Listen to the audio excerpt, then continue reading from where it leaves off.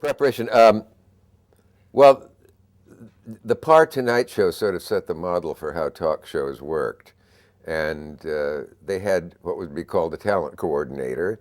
And that person's job was to meet with, if possible, the star or the author or the historian or the psychiatrist or whoever was going to be the guest and talk to him a little bit, or at least call him on the phone and talk a bit, and just get some stuff down on paper.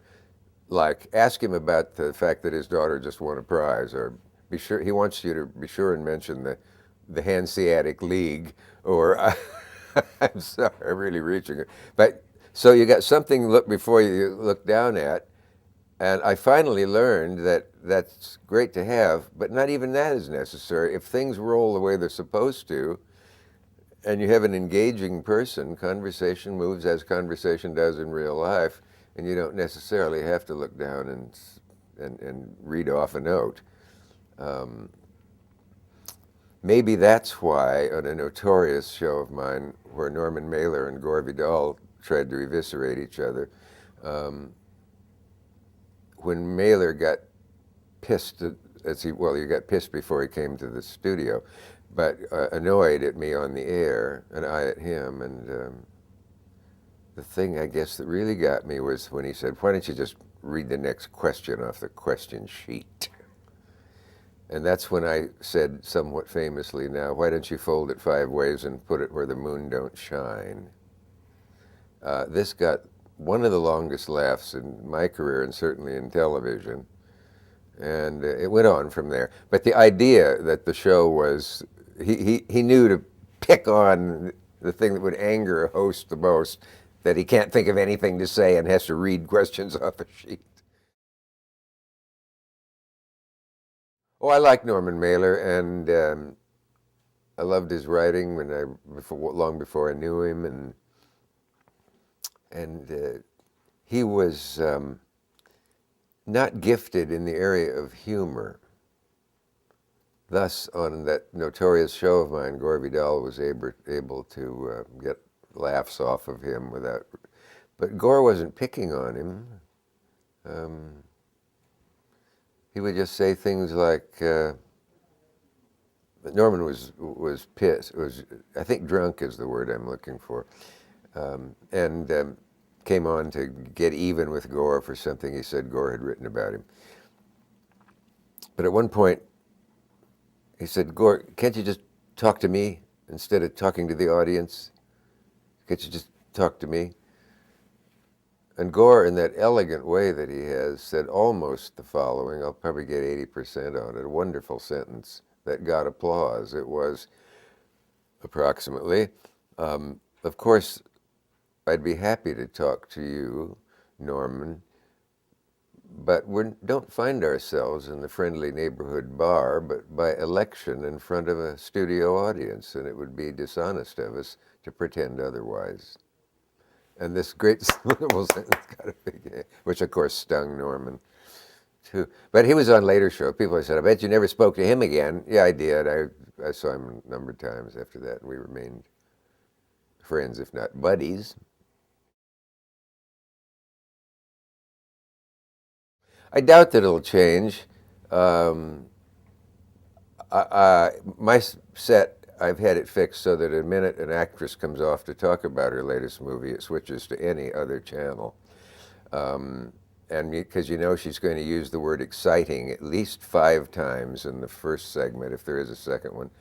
And she's so excited about her new director. This is the most exciting script she's ever read, and exciting people to work with, as if excitement were the desired state for all of us, to go around in a constant state of excitement. I expect someone to come on and say, "I had a most exciting nap I've ever had."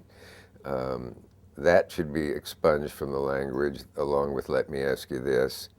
And some of my best friends are show people. It takes something to get out there every night, yeah, in the sense of 5 days a week. When I first started it felt like being caught in the surf, where you go in a little rougher surf than you thought you did, and you get knocked down, and you get up to your knees, and you get knocked down again and again. it seemed like the next show came 20 minutes after the one you had just done, even though it was, well, in one case it was.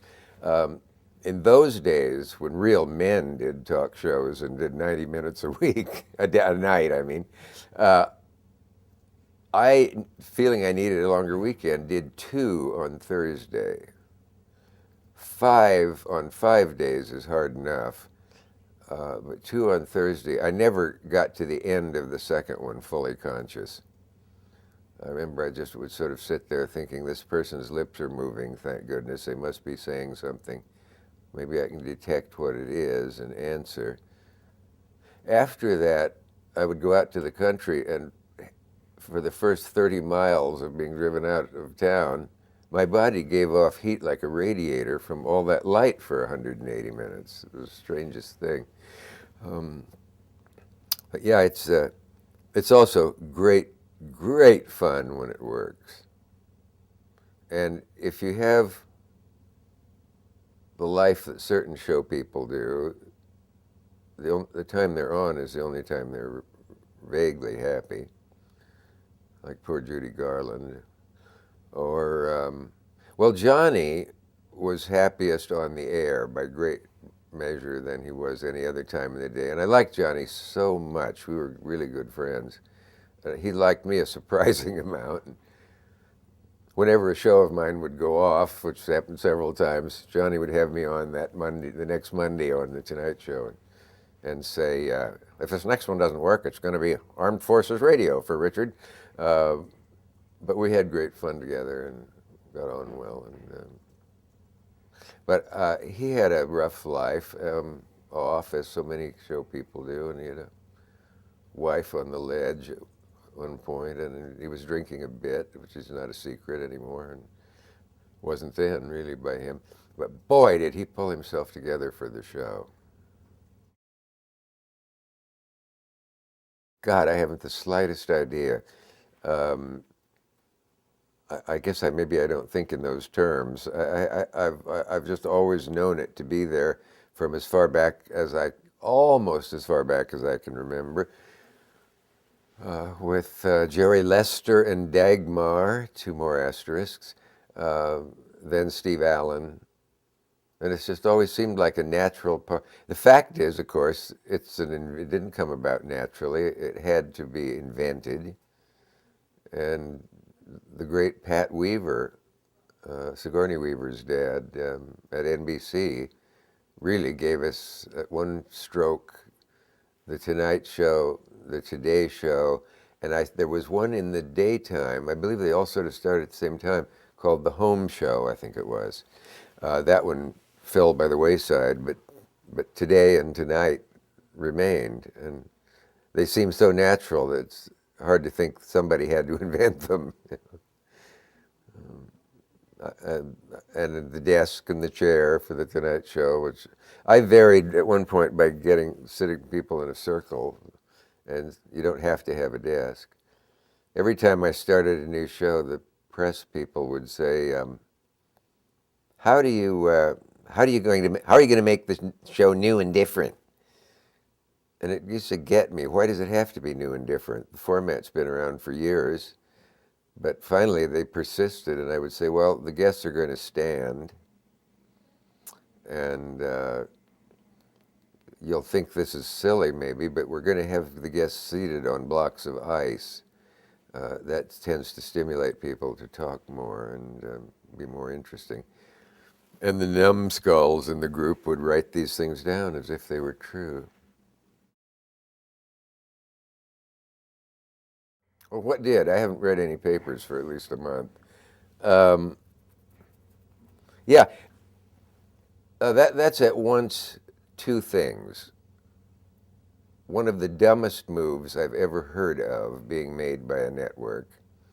And also it's what I knew when I first heard about it, back when they were telling Jay, although your ratings are great, we don't need you forever. So, a wonderful way to treat the psyche of the performer, which is one thing network people never have a clue about. And I knew when I first heard it, this is never going to work. I don't know how exactly.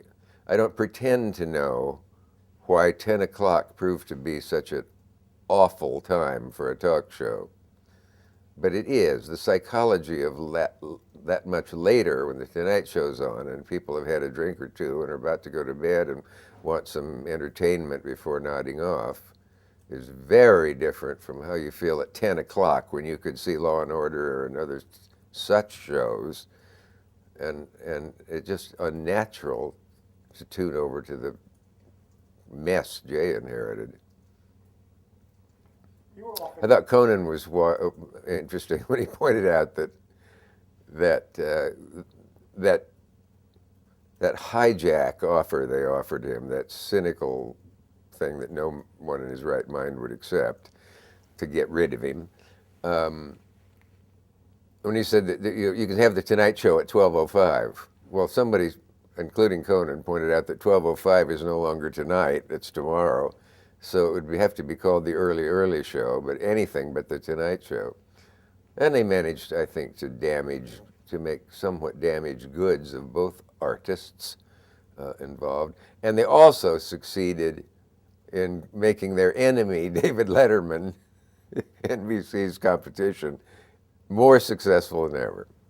So whoever is responsible for this boneheaded move will, as we know from watching these things, certainly within a week or two be promoted and given a big raise. Now, there are a couple that stand out and I regret. I didn't try hard enough with Cary Grant. I remember on the phone with him once, and he said, "Oh, they'll find out how dumb I am, and Kate was so great on your show." And I tried to say, "Mr. Grant, you can only be so dumb, I'm sure. I mean, you have to worry about that." And I think I sort of dropped that ball, and I know how much fun I would have had with Frank Sinatra and how he would have been glad he did it. And I don't know for sure why he didn't. I called once, tried to reach him, and got one of his goons who said, "I don't know who the hell you are, and Frank doesn't do this stuff for just everybody," or something. And that set me back a little. I didn't say goons, did I? I meant associates. But I got on swell with him in private life, that is at Friar's Roast, so we'd chat and laugh and stuff. I didn't try hard enough on those two.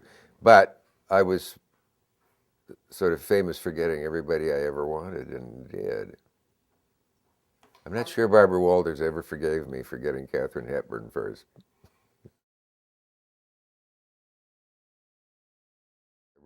I could say that Groucho meant the most to me.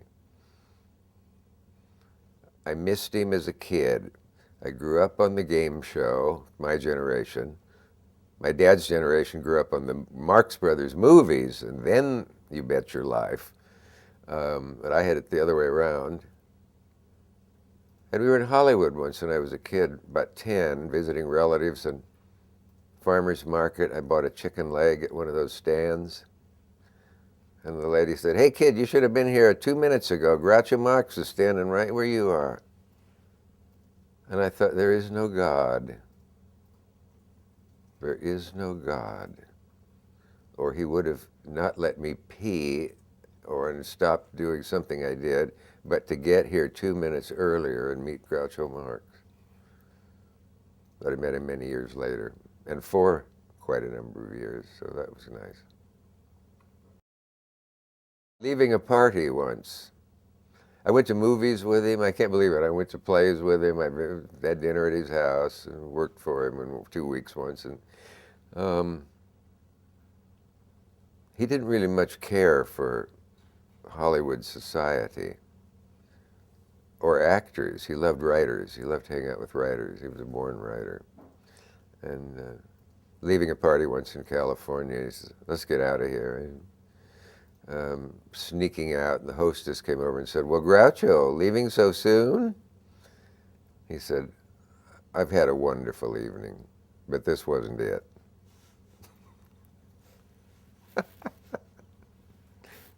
Anyway, there you are. Bobby Fischer, the chess artiste, yes. I got along great with, I think I loved Bobby Fischer. He was such a sweet guy and such absolute, total, diametrical contrast to the horror that he became with paranoid schizophrenia and wild hair and having his fillings removed because he thought nefarious types were sending messages in his head. He went completely nuts. And I wish I had known when he might have been verging on it, that maybe I would have found him and tried to help him or get him to some. Did did nobody try to get him any therapy or any whatever he needed? I don't know. I just lost touch with him, and next thing I learned, it was all over virtually. He was brilliant on the show. Had a great sense of humor on the show, and he was obviously a genius, and obviously had certain sides of him that were undeveloped because his life was chess. Sometimes he stayed up all night and then the next day with all he knew, studying chess, studying more chess, older chess, other countries' chess. It was a sad case of a man with apparently a fragile mental condition who tipped over into madness. But I sure liked him, and I wish I'd called him up and gone to movies with him or something, because it got so he would only do my show. He didn't like other people that he was on with, he said, and he did it 3 or 4 times before and after the match. He wasn't like anything, he was unique. I've always wanted to hear somebody say that, and I picked you as the victim. I liked John. I didn't get to know him a lot. Almost all the time I spent with him was on the show, but also a couple other meetings. And I'm still looking for 2 long letters he wrote me. And I met him, of course, when I went down to the courthouses that we see on Law and Order to say he shouldn't be deported. That I didn't have the wit to say the president should. But he sort of was later, so that's okay. But he's highly intelligent, very available guy, very accessible, easy to talk to. The first time you met him, it was that old thing of you felt like you'd known him a while, you know. There's no way to encompass Orson Welles, and this is not a joke about his weighing 400 pounds or so when he died, but the dream talk show guest, of course. I still have a letter from a woman saying, thank you, Mr. Cavett, for bringing Orson Welles back to his American audience. And I didn't see Citizen Kane until I was in college somehow. And of course I knew who Welles was from all sorts of other things. I saw him do King Lear and on stage at the City Center in New York, and he was a great guest, and tragic figure too. You know? It's funny how 2 great theater artists like Welles and Brando became morbidly obese. And if there's a category beyond morbidly, they both became that. I'd love to know what the combination, what the connection between them might have been. Partly it was a professed despising of their professions, but it's much too complex for my mind to fathom. Die on the show? What are you talking about? Yes. I'm the only talk show host, I think, if there's such a category in, what's it called, the Book of Records, to have a guest die while we were taping the show. Yeah. And of course, if the gods are going to exercise their sense of humor as usual and have a guest die on a talk show, it would have to be a health expert, which he was. It was J.I. Rodale, Rodale Press, Prevention Magazine, all those, that publishing industry. And he was very funny for half an hour, brought out the next guest, Pete Hamill. Hamill talking about writing his column and this and that. And then Hamill suddenly turned to his right, and the audience at home, if the show had ever aired, but the audience in the studio heard, and they cut, and Rodale was having a massive coronary. Yeah, it was, and there's always a sick humor aspect to these things. We watched the show. Of course, it didn't air. It happened almost 2 hours before airtime, so they threw in another show. But as I wrote about that in one of the blogs, at least every month I run into someone who says, "I'll never forget the look on your face when that guy died right on your show." And of course, they never saw it, but they could pass a lie detector test. They did. I don't know whether I described it so brilliantly the next night. It was in all the papers, of course. And people it shows you the value of eyewitnesses, that there are people who could pass a polygraph that they saw this. And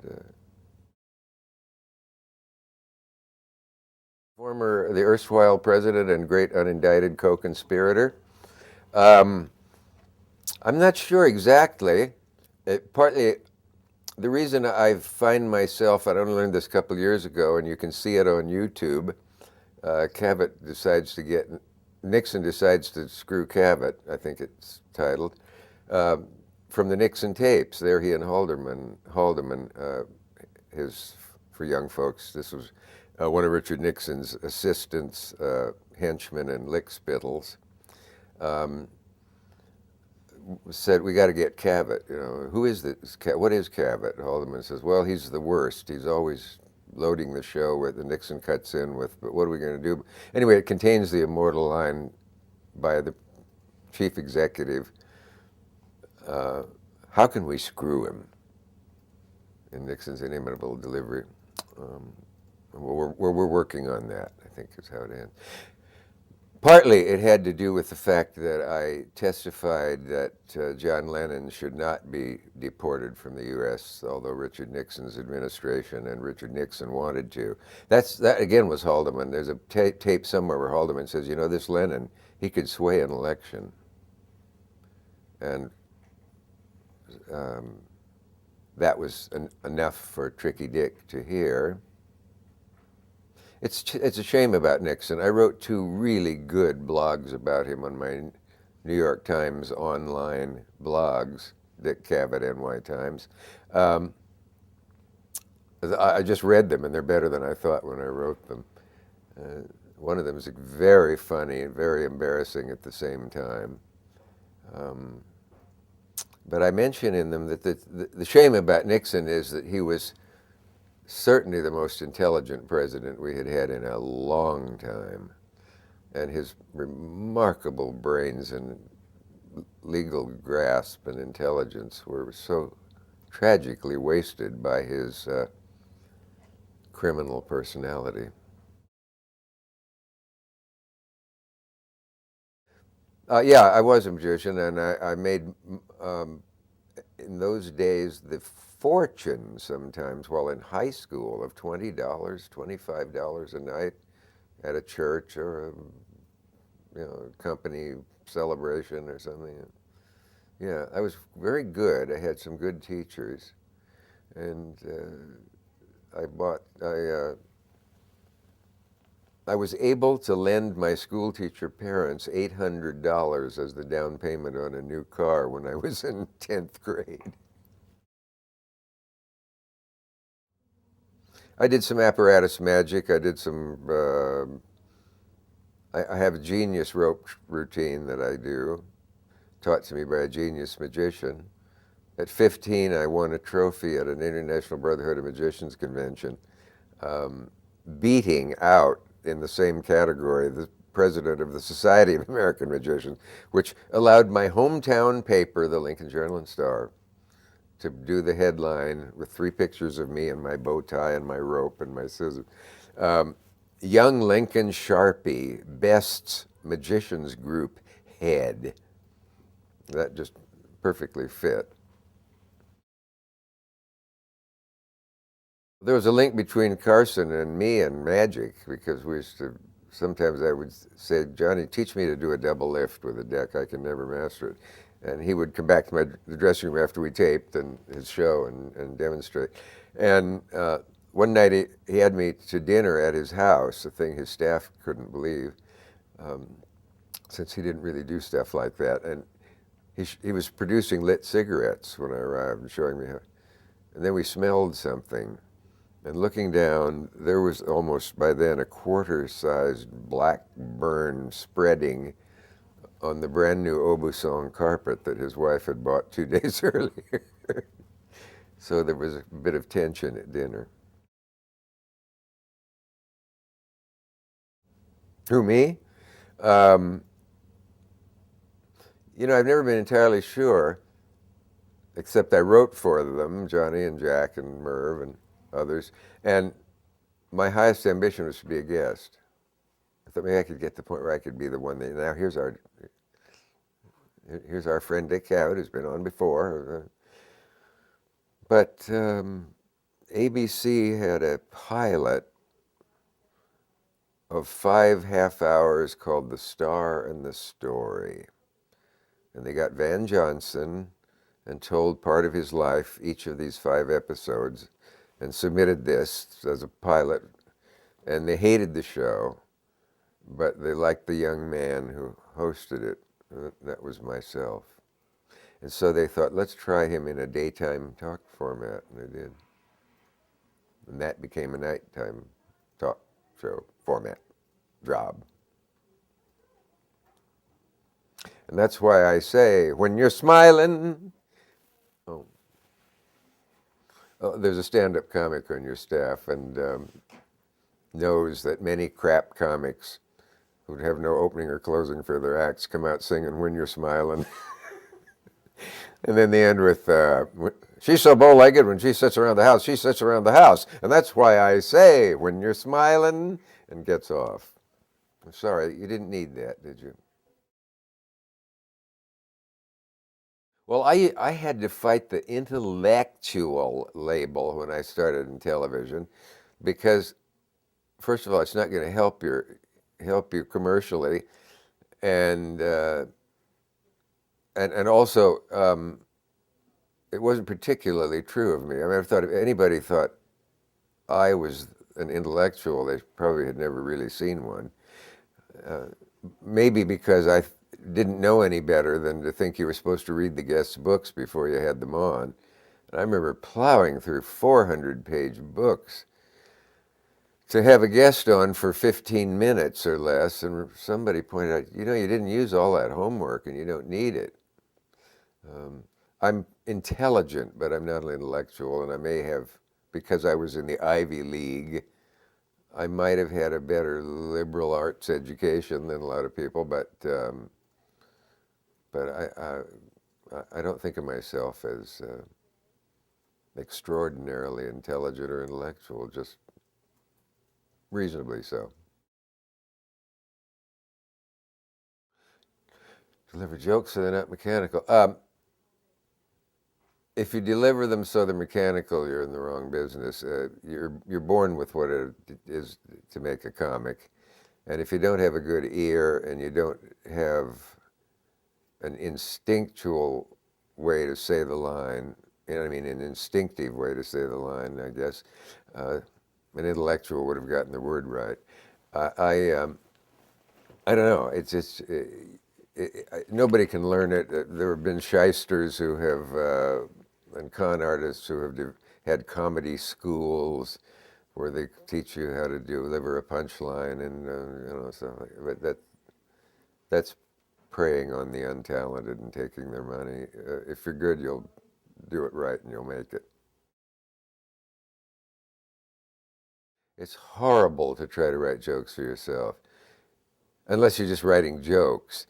But if you're trying to, I thought it'd be easy because I wrote for people, and I thought, why don't I just write for myself? And then you're faced with, who am I on stage as a comic? I'm not the guy with the enormous comedy nose or the big feet or the bad uh, posture or the whatever. So a physical comic has certain things. Durante's nose. Don't. Durante had a lot more than a nose. He had a fabulous personality that came right out and got you in the audience. Uh, you'll have to put an asterisk for your younger viewers as to who Durante was. I don't have time to tell them. And it just, the whole thing is inborn, really. Those who are destined to make it were born with it and probably will, unless they have bad breaks or alcoholism or nervous breakdowns and the pressures of being in show business. But well, let me attack one word in your question, and it will include the best advice I ever got. When I was about to do a talk show, the great legendary boss of mine, Jack Parr, to me the most electric, exciting, neurotic, strange, thrilling personality ever to appear on television. He had finished by then, and I was about to do a show, and he called up and he said, "Kid, let me give you some advice." Oh, there's my stammer back, he said. But anyway, forget it. Don't do interviews. Interviews are clipboard and Q&A and David Frost and crap like that. Just don't do interviews. Make it a conversation. There's the secret. Now, it's all right for press people to do interviews because they want to get the 10 facts and so forth.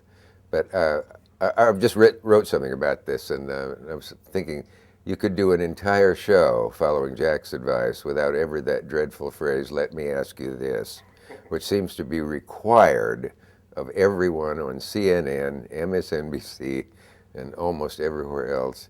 Whenever they say, "Let me ask you this," I want to yell, "Who's stopping you?" Just ask it.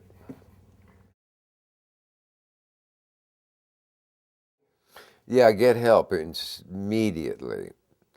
If you have a relative who's lost interest in everything, who doesn't get out of bed, who doesn't care for things they used to, can't imagine anything that would give them any pleasure, don't fool around with it. Get therapy, get help, get medication if that's right for you, or talk therapy or something. But the very simple reason that you don't want to fool with it is people with depression commit suicide. There's a lot more to know about depression than that glib answer, but and it's not. I'm not glad I've had depression, but the payoff, if there is any, has been the fact that I talked about it and that people have said on the street even, "You saved my dad's life. He thought if this could happen to you, it's all right for it to happen to him." That one of the uses of celebrity, perhaps, or "You saved my daughter, who always liked you," and then she said, "Gee, had this," and whatever. Um, I, but it's a ticking time bomb. It ends, and it does not help to tell the person suffering it, "Get up and get out and have some fun and stop thinking about yourself and pull up your socks and play some tennis and you'll be fine." It'll help to play tennis because you'll have some endorphins moving and you'll feel a little better. But you don't do any favors to the depressed person by saying, "Come on, snap out of it." I didn't get help quick. No, I should have gotten help a lot earlier than I did. I suppose the first and second times, because you think this can't be happening again, but the help is there and it must be used.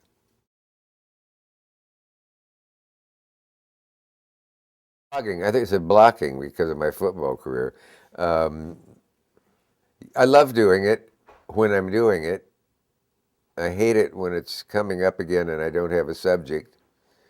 And it's delightful reading the online responses that people write, especially when they're positive. When it's goodbye forever, Mr. Cavett, it's stimulating in another way. But yeah, I had no idea I would have anything more than 3 columns in me about any subject on earth, any subjects on earth when it began. And so far I've managed to keep going. I don't know if 2 years is or are up or not. There's been a lot of them. And they will be gathered into a book so that people without computers, whoever they are, will be able to turn the pages and read about Nixon and Bobby Fischer and Depression and John Wayne and Richard Burton and hundreds, God, I guess almost hundreds of subjects.